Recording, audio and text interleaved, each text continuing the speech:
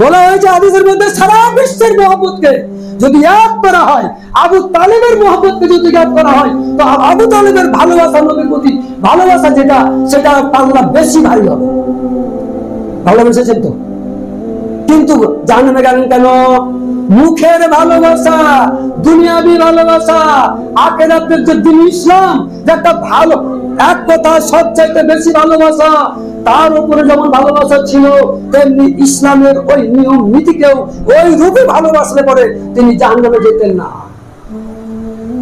যেমন আপনার সেই সময় থাকা অবস্থাতে যেমন ভালোবেসেছেন, কি খাবে, কি করবে, কোথায় আমার ভাতিজা যাচ্ছে, কোথায় কি হামলা করবে, তো কেউ বা কোন রকম তাকে চক্রান্ত করছে না, তো যেমন তিনি বেঁচে থাকা অবস্থাতে গাইড করেছেন, অমনি গাইড যদি ইসলামকেও ওই গাইড করে যদি নিত, তাহলে সে কিন্তু জাহান্নামে যেত না।